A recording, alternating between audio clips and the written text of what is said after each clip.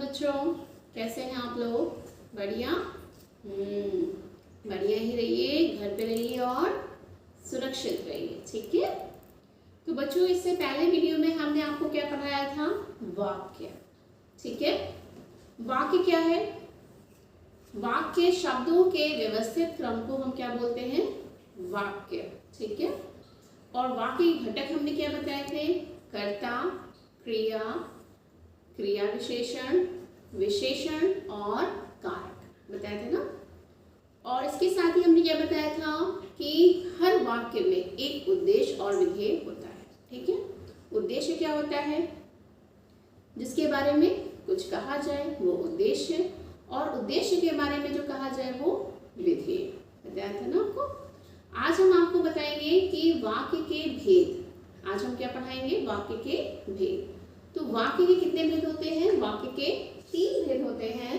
देखिए यहाँ पर बोर्ड पर देखिए, वाक्य के भेद 3 भेद होते हैं। कौन कौन सा? पहला सरल वाक्य, दूसरा संयुक्त वाक्य और तीसरा हमारा मिश्र वाक्य, ठीक है। कितने भेद होते हैं? 3। सरल वाक्य, संयुक्त वाक्य और मिश्र वाक्य। ओके, तो अब आती है बारी कि सरल वाक्य किसे कहते हैं, ठीक है। ओके, सरल वाक्य क्या है बच्चों? सरल वाक्य वह वाक्य होता है जिसमें एक ही उद्देश्य होता है और एक ही विधेय होता है, एक ही कर्ता होता है और एक ही क्रिया होती है, ठीक है। जिस वाक्य में एक ही कर्ता और एक ही क्रिया, एक ही उद्देश्य और एक ही विधेय होता है, उसे हम क्या बोलते हैं? सरल वाक्य। जैसे सरल वाक्य का उदाहरण क्या है, आइए देखते हैं बच्चों। पहला उदाहरण हमारा सरल वाक्य का, मनोज घर आते ही मैच देखने लगा। तो यहाँ मनोज कौन है? कर्ता, एक ही कर्ता है, ठीक है। मनोज घर आते ही क्या करने लगा? मैच देखने लगा। अकेले मनोज की बात हो रही है, एक ही कर्ता है और कर्ता एक ही क्रिया कर रहा है। क्या करने लगा? वो मैच देखने लगा, ठीक है। तो मनोज क्या है? हमारा एक ही उद्देश्य है और एक ही वो क्या है? कर्ता भी है साथ में, है ना। एक ही कर्ता है ना इसमें और एक ही उद्देश्य है। घर आते ही मैच देखने लगा, एक ही क्रिया कर रहा है, तो हमारा ये क्रिया भी एक क्रिया है और एक विधेय है, ठीक है। दूसरा उदाहरण देखिए, वह विद्यालय जाता है। वह कौन है? वह यहाँ पे हमारा कर्ता है। कौन है? कर्ता, और उद्देश्य भी हमारा एक ही है और उद्देश्य भी है और ये हमारा कर्ता भी है। विद्यालय जाता है, ये हमारा एक ही विधेय है, एक ही उद्देश्य है और एक ही विधेय है और एक ही क्रिया है। यहाँ पे सिर्फ वह की बात हो रही है, इसलिए जो क्रिया है वो एक ही कर्ता की क्रिया है, ठीक है। तो सरल वाक्य किसे कहते हैं? जिस वाक्य में एक ही कर्ता हो, एक ही क्रिया हो, एक ही उद्देश्य और एक ही विधेय हो, उसे हम क्या बोलते हैं? सरल वाक्य।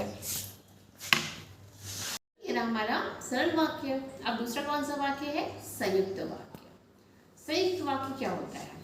जब 2 या 2 से अधिक उपवाक्य एक समुच्चय बोधक योजक से जुड़े होते हैं, उसे हम क्या कहते हैं? संयुक्त वाक्य। जब 2 या 2 से अधिक उपवाक्य किससे जुड़े होते हैं? समुच्चय बोधक योजक। योजक क्या होते हैं? जो किसी भी क्रिया, कारक, काल में नहीं बदलते, ठीक, उन्हें हम क्या बोलते हैं? योजक। समुच्चय बोधक मतलब जो एक साथ चलते हैं, हम साथ में लेकर चलते हैं, ठीक है। समुच्चय एक साथ चलने वाले। योजक को मतलब जोड़ने वाले जो होते हैं शब्द, उनको हम क्या बोलते हैं? संयुक्त वाक्य। जब 2 या 2 से अधिक उपवाक्य किसी समुच्चय बोधक योजक से जुड़े होते हैं तो उन्हें हम क्या कहते हैं? क्या कहते हैं? संयुक्त वाक्य का देखिए उदाहरण, आप चाय पिएंगे या कॉफी। संयुक्त वाक्य में क्या होता है? 2 उपवाक्य है, एक है आप चाय पिएंगे, ये यहाँ क्या है? ये योजक है। यहाँ को हम क्या बोल रहे हैं? ये योजक है, ठीक है, योजक। और कॉफी, ठीक है। तो ये पहला वाक्य क्या है? आप चाय पिएंगे या कॉफी। 2 वाक्य हैं, 2 वाक्य को जोड़ कौन रहा है? या, ठीक है। आप चाय पिएंगे या कॉफी, या क्या है? आपका योजक है, ठीक है। दोनों ही वाक्य अपने आप में प्रधान है, दोनों ही वाक्य अपने आप में क्या है? प्रधान है, दोनों ही उपवाक्य, ठीक है। जो वाक्य होते हैं हमारे प्रधान होते हैं, मतलब दोनों ही वाक्य पूर्ण होते हैं, अपूर्ण नहीं होते हैं। ठीक है, आप चाय पियेंगे, एक आपका आधा वाक्य है, या कॉफी पियेंगे, तो दोनों ही वाक्य आपके पूर्ण है और दोनों ही प्रधान है, जो किससे जुड़े हैं, योजक या से। दूसरा उदाहरण, मैं विद्यालय नहीं गई, ये आपका एक वाक्य है, मैं विद्यालय नहीं गई क्योंकि आपका क्या है, योजक, जो किसी भी काल परिस्थिति में नहीं बदलता। मैं बीमार थी, अभी दो वाक्य हो गए, दोनों ही वाक्य क्या है, प्रधान है। मैं विद्यालय नहीं गई, वाक्य अपने में पूर्ण है, क्योंकि मैं बीमार थी, अब क्योंकि से दोनों वाक्य को उसने एक में कर दिया, क्योंकि जब हमने योजक लगाया तो इसने दोनों वाक्य को एक में जोड़ दिया। लेकिन अगर हम क्योंकि हटा दें तो मैं विद्यालय नहीं गई, ठीक, एक वाक्य है, मैं बीमार थी, ये दूसरा वाक्य है, दोनों ही वाक्य क्या है, अपने में प्रधान है, कोई किसी पर आश्रित नहीं है। ठीक है, तो संयुक्त वाक्य की परिभाषा क्या हुई कि जब दो उपवाक्य, दो या दो से अधिक उपवाक्य आपस में किसी समुच्चय बोधक से जुड़े होते हैं तो उसे हम क्या कहते हैं, संयुक्त वाक्य। ठीक, संयुक्त वाक्य के और भी उदाहरण इसमें क्या होता है, या, किंतु, परंतु, लेकिन, अथवा लगा के, योजक लगा के हम वाक्य को बनाते हैं।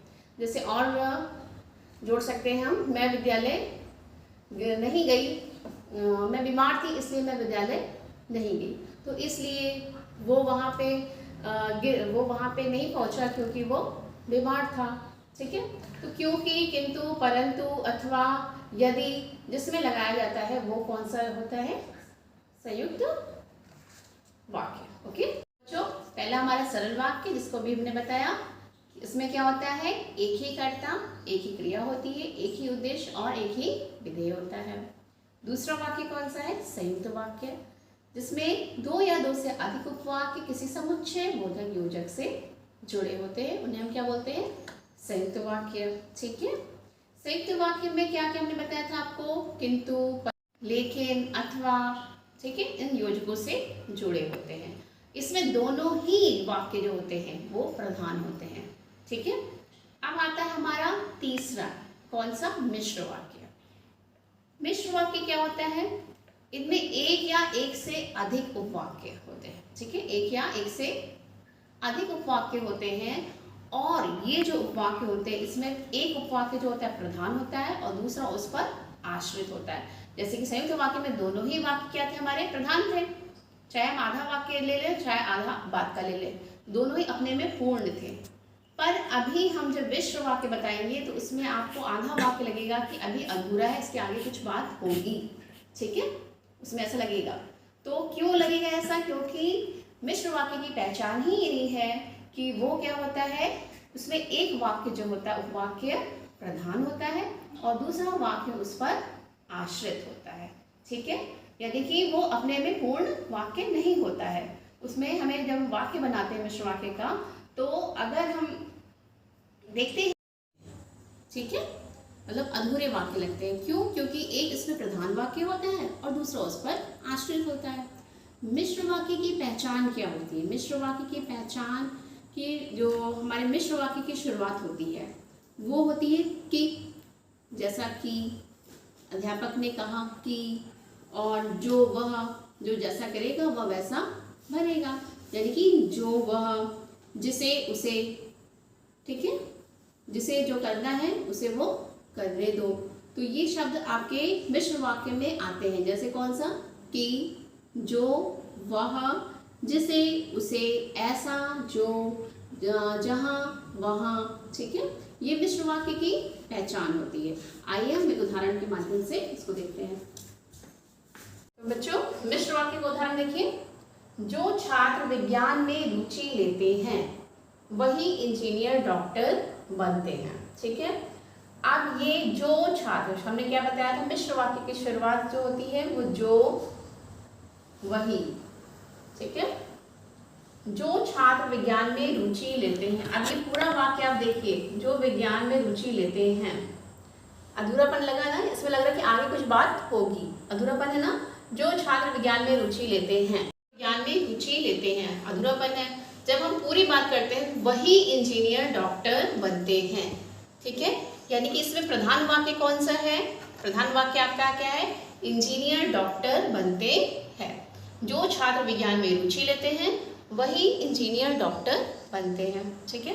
दूसरा उदाहरण, यदि मोहन परिश्रम करता तो वह सफल होता। अब आधा वाक्य जब हम बोलेंगे यदि मोहन परिश्रम करता, ठीक, एक वाक्य ये है और आपका एक वाक्य ये है वह सफल होता। अगर हम वह सफल होता भी कर रहे हैं, वह सफल होता, तो हमें भी इसमें भी अधूरापन लग रहा है, कौन सफल होता। ठीक है। और अगर हम इसमें भी आधा वाक्य लेते हैं वही इंजीनियर डॉक्टर बनते हैं, तो हम क्या करेंगे, ये इसमें भी अधूरा वाक्य लग रहा है कि कौन इंजीनियर डॉक्टर बनते हैं।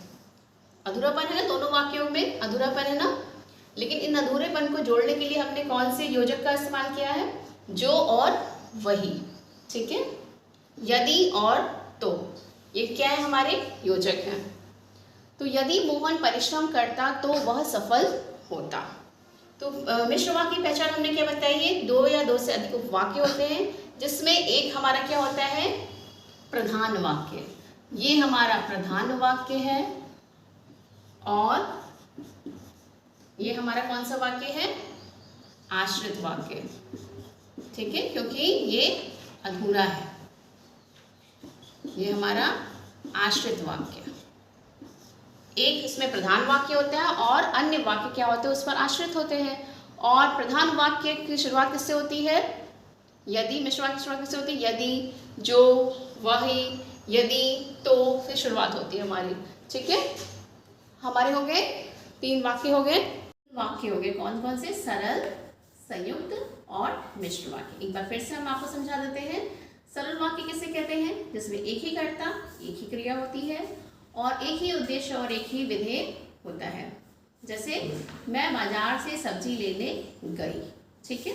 तो मैं कौन है? मैं करता हूँ। सब्जी लेने गई, मैं अकेले ही गई। ठीक। तो एक ही कर्ता है और एक ही क्रिया है। मैं एक ही उद्देश्य है, बाजार से सब्जी लेने गई। ये क्या है? एक विधेय है। ठीक है। इसमें एक ही कर्ता, एक ही क्रिया, एक ही उद्देश्य और एक ही विधेय होता है। दूसरा हमारा कौन सा है? संयुक्त वाक्य। संयुक्त वाक्य किसे कहते हैं? जिसमें दो या दो से अधिक उपवाक्य होते हैं जो किसी समुच्चय बोधक योजक से जुड़े होते हैं। योजक अर्थात जो कभी भी किसी भी काल परिस्थिति में नहीं बदलते, जैसे किंतु, परंतु, अथवा, इसलिए, क्योंकि। ठीक है। जैसे कि मैं बाजार नहीं जा रही हूँ क्योंकि मैं बीमार हूँ।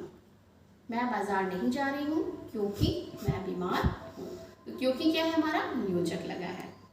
और इसमें दो उपवाक्य ना, मैं बाजार नहीं जा रही हूँ अपने में पूर्ण है, क्योंकि मैं बीमार हूँ, ये दूसरा वाक्य भी आपका पूर्ण वाक्य है, किसी में अधूरापन नहीं है और ये योजक से जुड़ा हुआ है। ठीक है। आप चाय पिएंगे अथवा कॉफी पिएंगे। ठीक। आप चाय पिएंगे पूर्ण वाक्य है, आप अथवा कॉफी पिएंगे भी आपका पूर्ण वाक्य है, इसमें कोई भी अधूरापन नहीं है और अथवा नामक योजक से वो जुड़ा हुआ है। तीसरा हमने क्या बताया आपको? मिश्रित वाक्य, मिश्र वाक्य। मिश्र वाक्य क्या होता है? इसमें दो या दो से अधिक वाक्य होते हैं, लेकिन इसमें एक प्रधान वाक्य होता है और एक उस पर आश्रित वाक्य होता है। मिश्र वाक्य की पहचान क्या है? कि ये शुरू किससे होते हैं? यदि, जैसे कि हमने बताया, जो, ठीक, जैसे आदि योजकों से जुड़े होते हैं। ठीक है। अब आगे क्या है हमारा? ठीक है बच्चों, आपको 3 चीज समझ में आ गई। अब मिश्र वाक्य के भी 3 उपवाक्य होते हैं। मिश्र वाक्य के 3 उपवाक्य होते हैं। पहला संज्ञा उपवाक्य, दूसरा विशेषण उपवाक्य और तीसरा क्रिया विशेषण उपवाक्य। ठीक है। तो पहला हमारा क्या है? संज्ञा उपवाक्य। पहले हम इसको समझते हैं कि संज्ञा उपवाक्य क्या है। ठीक है। तो संज्ञा उपवाक्य क्या होता है? जो उपवाक्य प्रधान उपवाक्य के संज्ञा के स्थान पर प्रयोग किया जाता है। ठीक है। जो उपवाक्य प्रधान वाक्य के स्थान पर, मतलब प्रधान उपवाक्य की जगह संज्ञा के स्थान पर प्रयोग किया जाता है, जो इस प्रधान वाक्य को हम संज्ञा के स्थान पर प्रयोग करते हैं, जिस उपवाक्य को प्रधान उपवाक्य की संज्ञा के स्थान पर प्रयोग करते हैं उसे हम क्या बोलते हैं? संज्ञा उपवाक्य। जैसे हम बोर्ड पे देखते हैं संज्ञा उपवाक्य का उदाहरण, कि गांधी जी ने कहा कि सदा सत्य बोलो। ठीक है, संज्ञा उपवाक्य की शुरुआत जो होती है वो किससे होती है? की से होती है। किससे होती है? की से। ये बहुत बड़ी पहचान है संज्ञा उपवाक्य की, इनकी वो शुरुआत कहाँ से होगी? की। गांधी जी ने कहा कि सदा सत्य बोलो, ये हमारा क्या है? संज्ञा उपवाक्य है। किसने कहा? गांधी जी ने कहा कि सदा सत्य बोलो, ये हमारा प्रधान उपवाक्य है और ये संज्ञा उपवाक्य की जगह पर रखा गया है। ठीक है, संज्ञा उपवाक्य किसे कहते हैं? जब प्रधान उपवाक्य के स्थान पर हम किसका प्रयोग करें? संज्ञा उपवाक्य का प्रयोग करते हैं। प्रधान वाक्य के स्थान पर संज्ञा उपवाक्य का प्रयोग करते हैं तो वहां पर कौन क्या होता है? संज्ञा उपवाक्य। जैसे गांधी जी ने कहा कि सदा सत्य बोलो, तो ये हमारा कौन सा वाक्य हुआ? कौन सा वाक्य हुआ? तो ये हमारा प्रधान वाक्य और ये हमारा क्या है? आश्रित उपवाक्य। आश्रित उपवाक्य। और किससे जुड़ा हुआ है हमारा? हमने क्या बताया था? संज्ञा उपवाक्य की शुरुआत किससे होती है? संज्ञा उपवाक्य की से। गांधी जी ने कहा कि सदा सत्य बोलो। राम ने कहा कि मैं पढ़ूंगा। राम ने कहा कि क्या है हमारा? ये हमारी बहुत बड़ी पहचान है, योजक। मैं पढ़ूंगा। राम ने कहा कि ये हमारा कौन सा वाक्य है? प्रधान। और ये हमारा क्या है? मैं पढ़ूंगा, आश्रित। ओके, जो उपवाक्य संज्ञा के स्थान पर प्रयोग किए जाते हैं उन्हें हम क्या बोलते हैं? संज्ञा उपवाक्य। अब हम दूसरा, तो ये हमारा हो गया संज्ञा उपवाक्य। दूसरा आता है हमारा विशेषण उपवाक्य। विशेषण उपवाक्य क्या होता है? जो आश्रित उपवाक्य प्रधान उपवाक्य की किसी संज्ञा या सर्वनाम की विशेषता बताता है। ठीक है, उसे हम क्या कहते हैं? विशेषण उपवाक्य। यानी कि जो आश्रित उपवाक्य होते हैं वो प्रधान वाक्य की किसी भी संज्ञा या सर्वनाम की विशेषता को बताते हैं और इनकी शुरुआत किससे होती है? जो, जैसे, जिसे, जिसको। ठीक है, जो, जैसे, जिसे, जिसको, जिनसे से शुरू होते हैं शब्द वाक्य। ठीक है, जो, जैसे, जिसे, जिससे, जिनके। ठीक, ये पहचान होती है, बहुत बड़ी पहचान होती है किसकी? विशेषण उपवाक्य की। ठीक है, इसका हम उदाहरण देखते हैं फिर से एक बार। विशेषण उपवाक्य,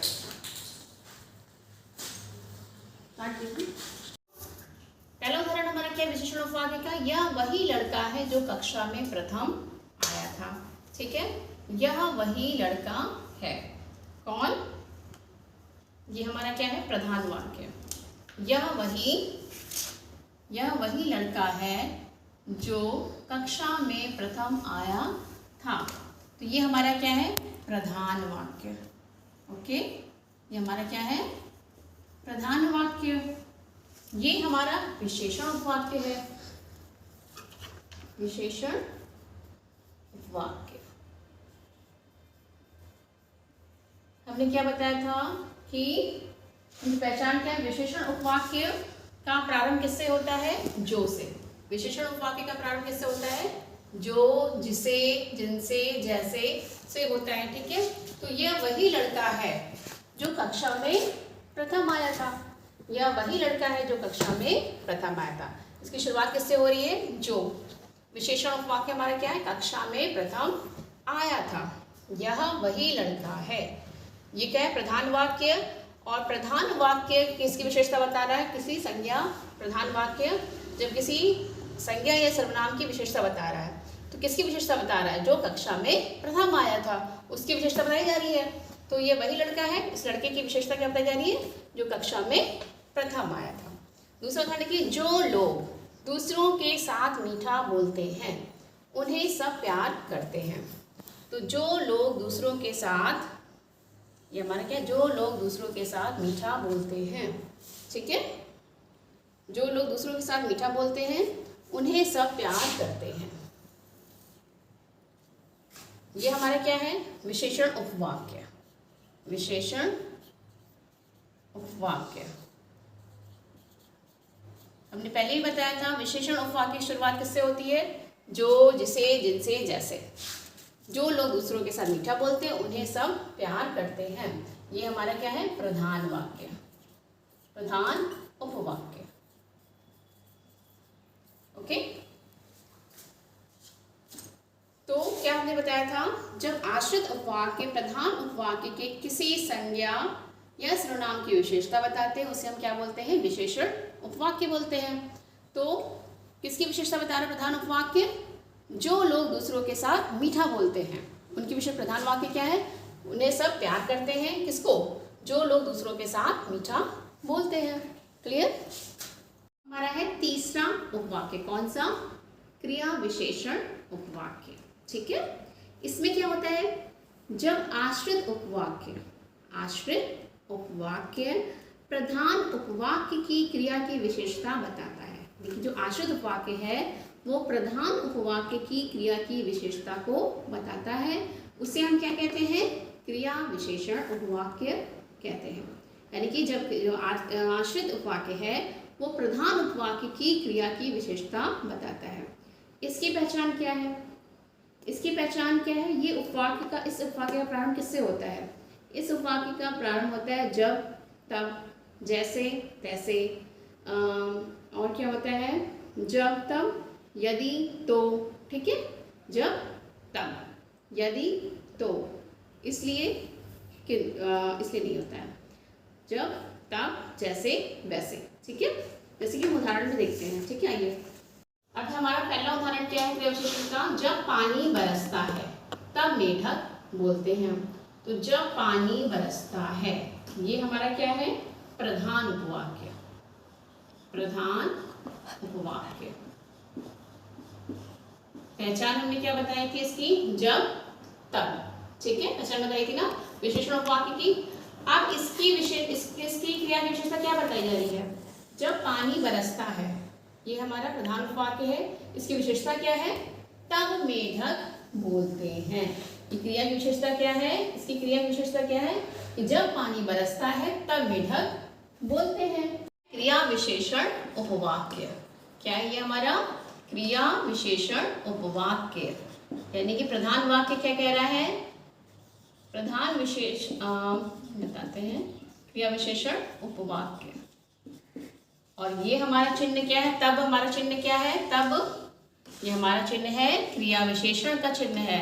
इसका चिन्ह है क्रिया विशेषण का। ठीक है, जब पानी बरसता है, ये हमारा प्रधान वाक्य है।